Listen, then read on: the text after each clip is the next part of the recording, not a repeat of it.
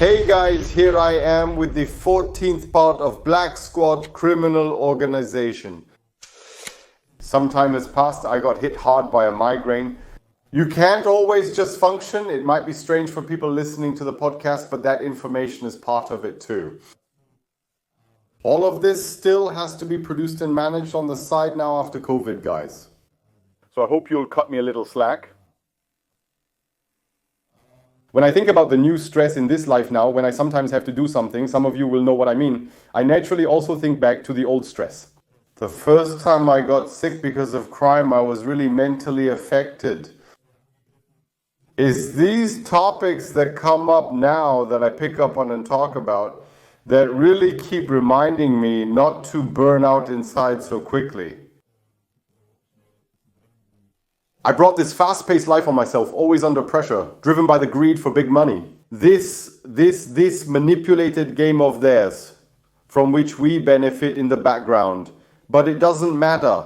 It wasn't even about the radio station's game anymore. It was actually about us being offended in our honor. They tried to get help from the Hells Angels and so on, and now we made it clear. It doesn't matter how, just the fact that you tried to edge us out, that you tried to betray us. 25,000 euro penalty was demanded. The principle of punishment, I've seen that in some series before. I've said it again and again, it's a common tool within criminal circles. Calling for a punishment is often done within one's own group, within one's own scepter and charter, within biker clubs, also among criminals. And these fines are imposed when, so to speak, some rules have been broken, when someone has done something that, from the criminal's point of view, is not acceptable. That's really strange, because, as I always say, there are actually a lot of rules, even among criminals. These fines are then imposed, and a real fine industry has even developed. Especially in Rostock, this became very, very intense, with fines being imposed frequently. We took care of that. I always found these fines a bit problematic because if you push someone into a corner enough, they might have a reaction and turn to the police.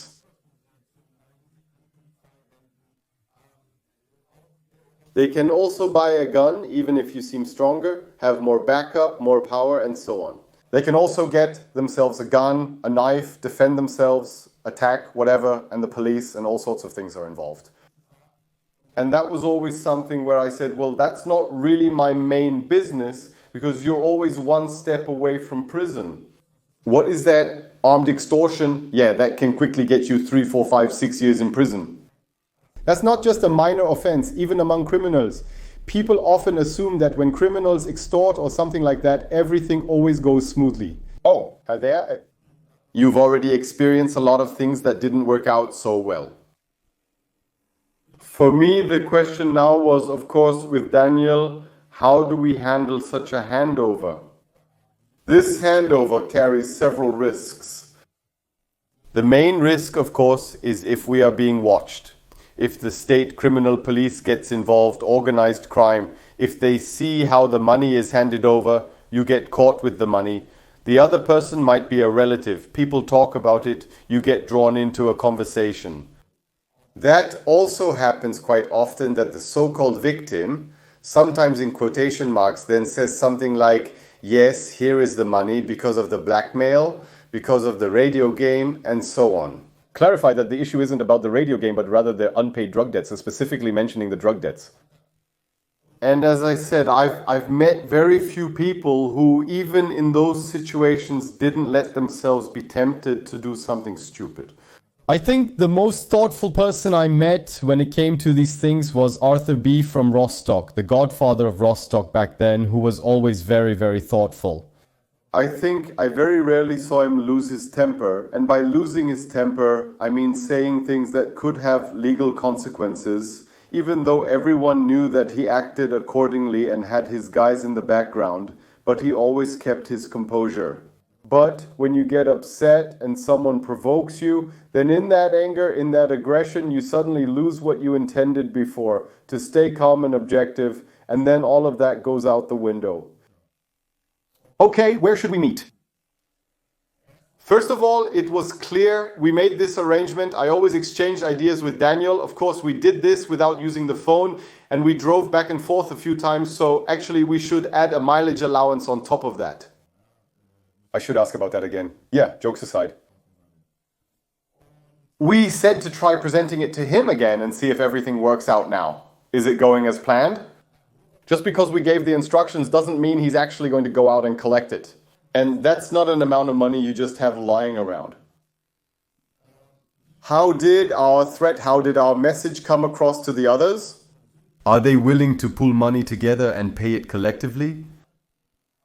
We knew we had a big trump card because even our friends back then from the Hells Angels said, no, we're not getting involved in that. Just pay that crap. Why are you dragging us into this? They were also under pressure from that side. So it was actually clear to them that they had to pay. But better to double check again. So Daniel went there again and said, oh, look, how does it look? Time is ticking against you. What are we going to do now? No, everything's working out and so on. You just need to suggest a place. Then the one who was supposed to pay, the one who had the drug debts, he suggested a place where we should meet. Daniel suggested meeting at various public places like the harbor and downtown, but I objected, saying we couldn't control how we might be photographed there. We can't, anyone sitting there somehow wearing a Jack Wolfskin jacket and a Jack Wolfskin fanny pack could be a potential police officer. How can we control that? We have no idea. Yeah, so this paranoia was definitely there, that the police are involved here.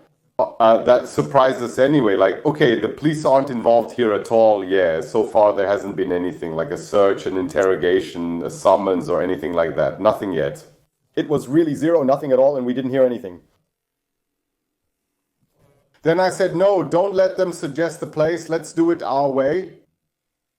And back then, I also let our sergeant from the Black Squad in on it, and I said to him, look, we're going to do this and that action. And now it's about the money handover, and the money handover is the big problem. It's like with a kidnapping or something else, or even with drugs, where handing over the goods and collecting the money is the big problem. That's where people like to strike. There are nice photos for the press and so on when you bust a criminal ring, so to speak. And Carlos said to me, okay, listen, otherwise I would do the handover. I wasn't involved in any of the other things at all. The ones I meet there, the ones who pay for it, they can always still claim, okay, did they see him before? No idea, who is that, and so on. There's the connection. So many people are involved. What's really going on? With you, yes, of course, you can make the connection right away. We are a motorcycle club. Maybe I send him there, or he offers to go there to collect the money. Every judge would laugh themselves to death. He would say he never knew anything about it. It has nothing to do with that. It's just pure coincidence and so on. Yeah, okay, then we talked. Or Carlos said he would handle the money handover and we should wait in the car. Also, Daniel shouldn't be there either. And then it was supposed to happen. It was a day in winter.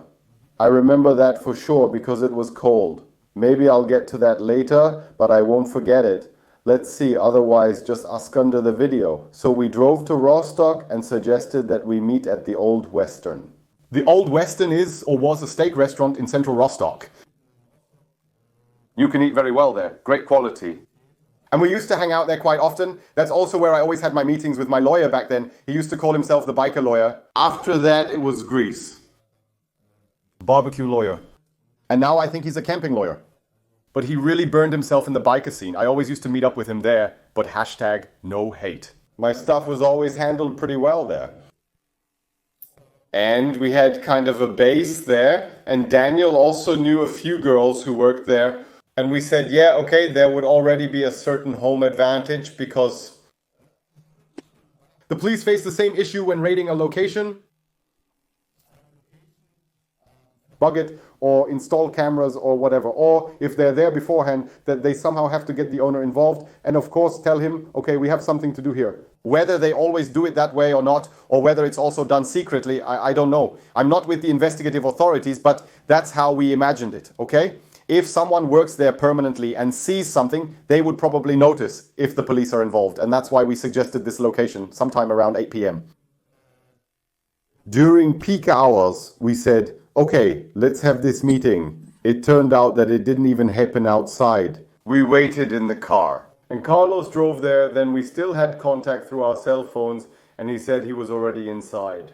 I was already waiting for the person who was supposed to bring the money from the others. We were always punctual and wanted to be the first to assess the situation. He had already messaged saying he was there, so we wondered why he hadn't shown up yet. And there we were, the three of us sitting in the car, and then of course we started thinking, okay, 25 grand, what's the penalty for that? That would definitely mean years in prison. And for 25 grand, it's not worth it. You'd have to split it up anyway, whatever.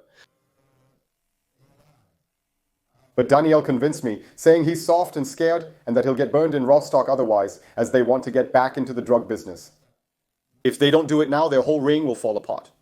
They're also afraid of the court cases, investigations, why the debts came up, drug dealing and so on, they'll pay. I said, yeah, okay, I have no idea. We really asked Carlos again and said, look, you really have to be sure here. Do you want to go in there? Could be, could be that someone gets hit and then everything just takes its course with the police anyway. He said, no, screw it. And at that time, Carlos really had very, very strong nerves. He went in there and then you just don't know what's going to happen. You really don't know anything.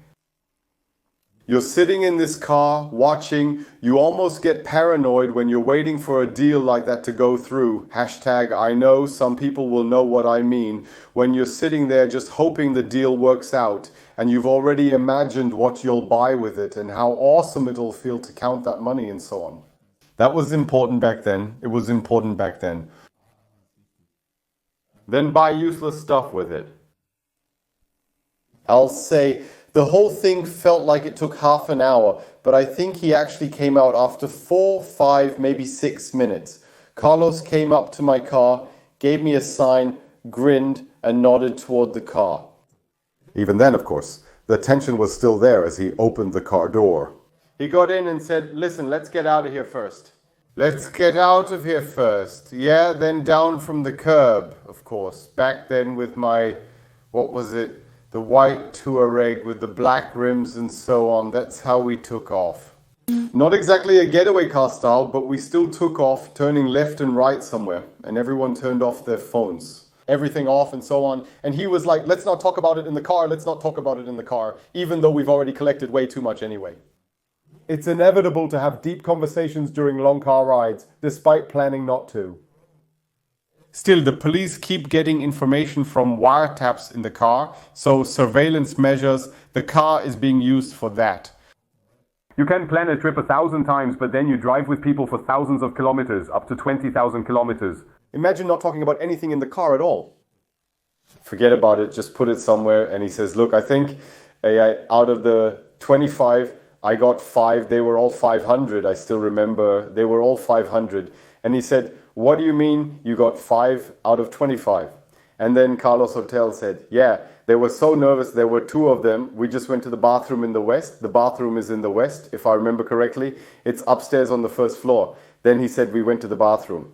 And then Carlos said, I also had a bad feeling because they came with me. He assessed them as a perpetrator and violent offender, able to judge well the danger posed by another violent offender. You do that through posture, through body tension, through an aura that someone has. Only people who have been in that environment themselves know that, who could quickly and fairly accurately assess who is a threat and who isn't. And then he said, okay, then we'll go to the bathroom together. If I put it like that, us 3 men going to the bathroom together and settling things there, it does sound kind of weird. And then they counted the money into his hand. Carlos even took the time to check all the 500s, just to look once, at least check the watermark. And then they gave him the envelope, which he checked, and he said, I'm actually pretty sure that's 25.5. I mean, I counted it again and then took the envelope. And then we sat in the car and said, yeah, screw it. We counted it out like this, 1,000, 2,000, 3,000, 4,000. They gave us, and I'm not making this up, guys, no joke, they gave us 25,500. I don't know if they understood when we made the demand for protection money, when we said, yeah, give us 25,555 euros.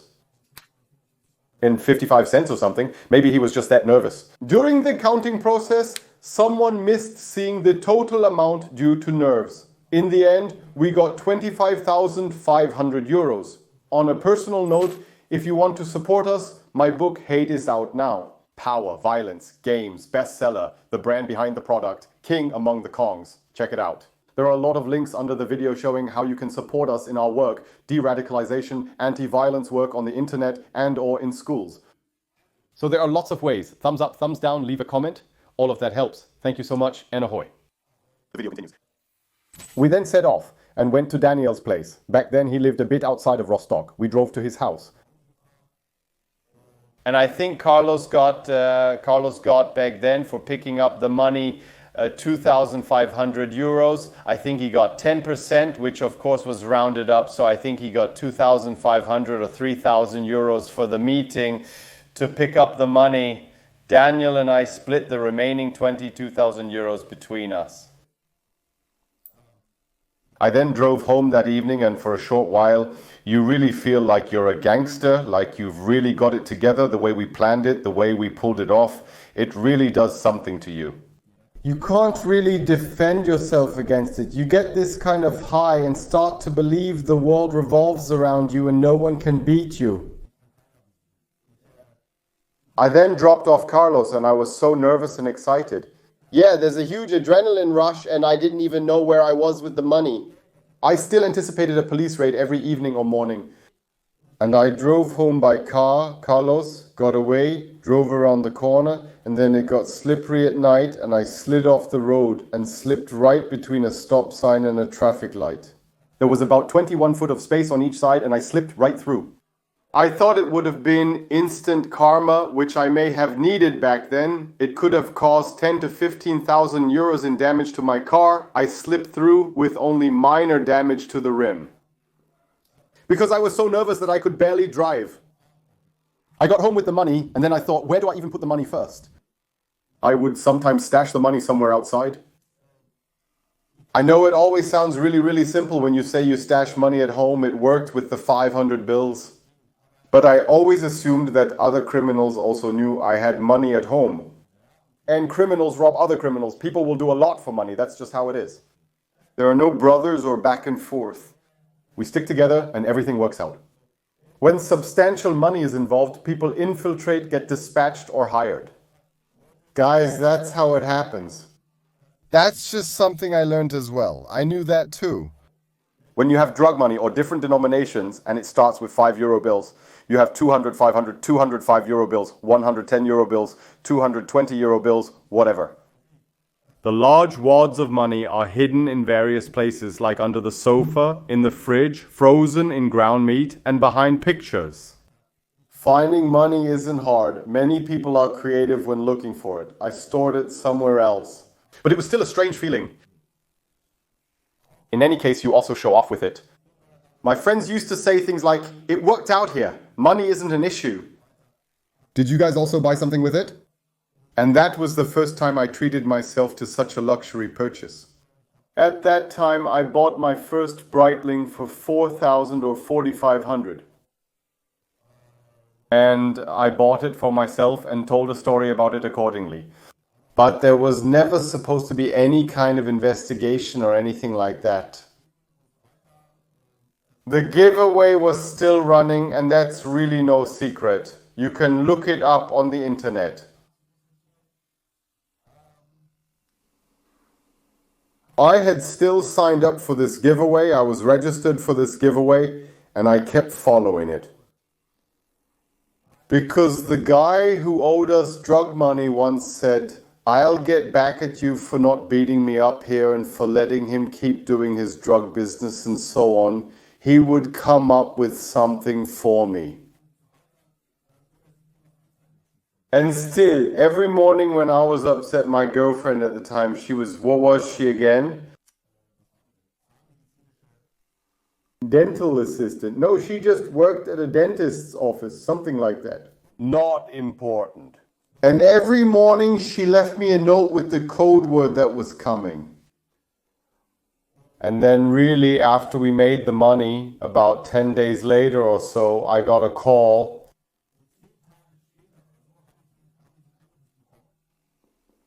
But I got a call in the morning and I actually answered and said, I'm listening to Ostseewell Hit Radio, Mecklenburg-Vorpommern. And then on the other end, it was the radio station and they said, yes, you've won 1,000 euros. I said, yeah, stop it. I won 1,000 euros, no way. And they said, yes, this is Ostseewell. I said, stop messing with me. Who is this? Who's messing with me? Because I always told everyone about this. I said, I signed up and always listened to it. I answered the same way a few times with my club buddies and they teased me about it. Later, when I called, someone would occasionally answer and recount the story identically. And then I got through to the radio station and then he said to me, yeah, you won the first 1,000 euros because you called in like that. And I was like, oh, come on. I couldn't really process it at all. But we'll get to that in a moment. And then they said, yeah, do you have the code word for the day? I actually didn't have the code word, but my girlfriend at the time always wrote it down and she left me a note on the dresser. I then went there and said I needed about 5 seconds. I came out of the bathroom because I was in the bathroom when the call came. I came out and she said, she left me a note here. It says orange juice on it. Then I said orange juice and then they totally freaked out on the other end of the line. And then they said, yes, you won 10,000 euros. You won 10,000 euros, Philip. And awesome, you have the code word. That's absolutely correct. And the roving reporter, someone will come by your place later and bring you the 10,000 euros so you'll get it transferred. They bring you printed play money, 500, and you get the real money transferred.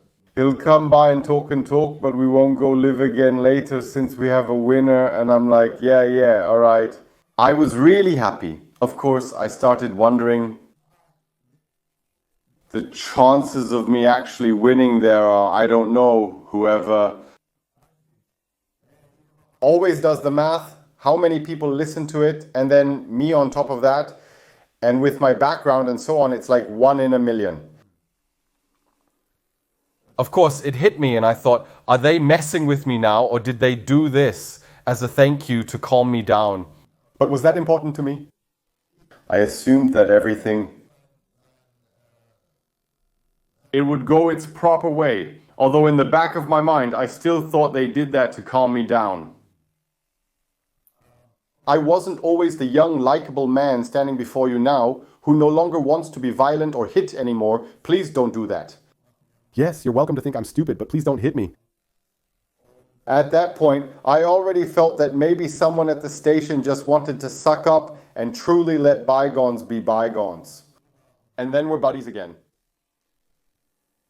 It was also the case that the roving reporter eventually announced himself. He called me on my cell phone number and said, yeah, I'll come by later to take some photos and so on. That's what's on this thumbnail here. And he came by at some point, but there was the live broadcast going on. The call came in the morning, around 7 o'clock or so, 7 o'clock. And then at 9:30, I was brought into the live broadcast of the show. And I think back then, for the station, it was like, oh shit, what have we done or what have I done? I was put on live and they said their earlier winner, Philip from Wismar, was on the phone.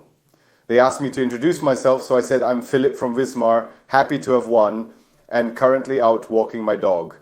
Then they asked what else I do in Wismar. I mentioned having a tattoo shop and riding motorcycles a bit. I also have a small motorcycle club. Delicious. Dead silence during the live broadcast. Probably about 10-12 seconds, which is really long for a radio station because people immediately think, I'll switch to another station. What's going on? Is the station broken, turned off, or something else? Really dead silence. And then, well, that's... yeah, cool and all. It was evident from the conversation that someone abruptly interjected, insisting, stop, no, don't say anything else, let him. And yeah, there wasn't a second live broadcast after that. At my station, then this roving reporter came and gave me those 10,000 euros. That's when I took that picture. I took my dog, showed the 10,000 euros, and he had already gotten a call too. He said, oh, if he doesn't want a photo, then I say, yeah, guys, we need a quick cut here. The memory card was full. I forgot to delete old videos. That's how it goes sometimes. Yeah, I think on the Rasen report, they also said, oh, you don't need to interview that guy. And so just do it first. Everyone knew shit. Now it's going around. We really messed up, no matter what. At the latest, there was somehow the feeling, I've only heard a lot of things about it afterwards. There was also a trial about it. You can Google all of that and so on. But even after I won, I was told that the state criminal police office from Schwerin also went to the station and said, no matter what you tell us here, Schlaffer did not win fairly. We need to know what's going on here now, and most likely new pieces have been added to their investigation. I already mentioned that the radio host also came under investigation before, also for sexual abuse of his neighbor, delaying insolvency and so on. And that was like another nail that got hammered in. I only heard about this again during my second time in prison because it went through the media due to this manipulated betting game. We didn't get involved in that because we weren't part of the manipulation. We benefited from it indirectly, but we didn't care where they got the 25,000 euros from or anything else. And I still assume that I won fair and square. If someone wanted to do me a favor with that, I can't present it any differently here now. Sometimes that's hard to understand, and I think some people are sitting here now thinking, oh no, Philip, that all sounds a bit too much like a coincidence to me. But I think that's really what happened, that someone wanted to do me a favor and arranged it that way. After that, the contest was gone too. I think I was the last winner in that contest. It was cancelled after that, and not without reason. The radio station came under heavy criticism anyway, and the radio host caused serious damage. But I think the station is back on track for success today. And to be fair, you have to say that a station like that can't really be blamed when people, after all, it's a company, make certain decisions. To make it easier to cheat and take advantage of others. That needs to be made clear. The station can't be blamed for that. Yes, in any case, it conditioned my brain again. With the things I do, I get away with them. It's incredibly fast money, but I want to say this again. Fast money disappears just as quickly. It just flies away, and you get greedy for more and more, and you want even nicer things. And today I feel so comfortable in a tracksuit jacket that I bought on sale for 45 euros. I believe my pants were 50 euros. My t-shirt is self-made, and my sneakers at around $120 are likely the most expensive item I'm wearing. And I feel pretty good. Expensive things are nice, but it depends on how you earn them. I also treated myself to one luxury item. I'm wearing a watch again today, a Breitling, but I had to save up for it for a long time, and that's what makes it fun. I can only say that this quick money disappeared incredibly fast. The problem is that you always want more and faster things, and preferably large amounts with little work, so it should somehow work out that way.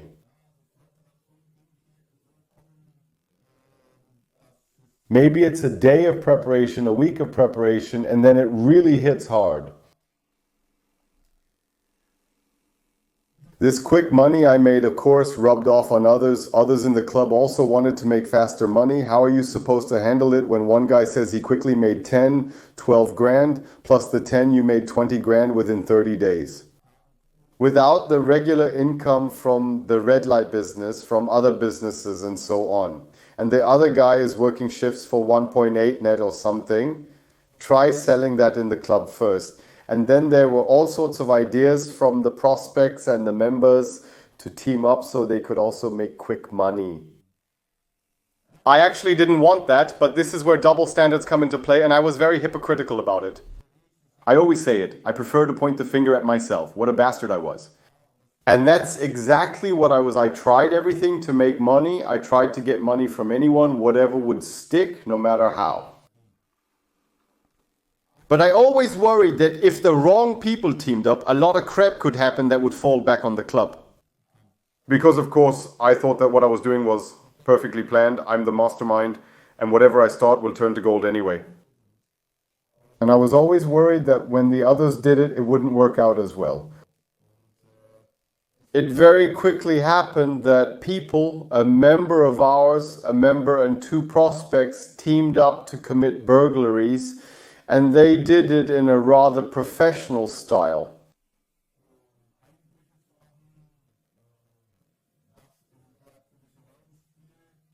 They got themselves tools for the job, scouted out targets and how it all went down, whether they got caught or not, and everything around it. And what we called them, I can already tell you about that.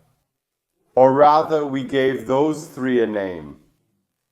They always talked about things like rappelling down building facades, crawling in somewhere, and moving through like contortionists and so on. And to those three, we Gave a name. I'd be interested to know what you think, what name we gave the club internally. And that was to make a bit of fun of them. I have to say, I'll tell you about that next time.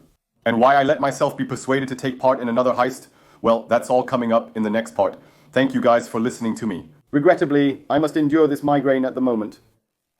Please understand, there are many excellent new products in the shop. If you want to support us, this whole project and our anti-violence efforts spreading de-radicalization about myths, crime, extremism, and so on. You are welcome to do that there, and there are many ways to support us.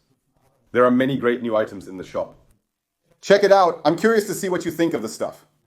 This is King Unterdenkongs.de, and as always, I leave you with an ahoy from the coast.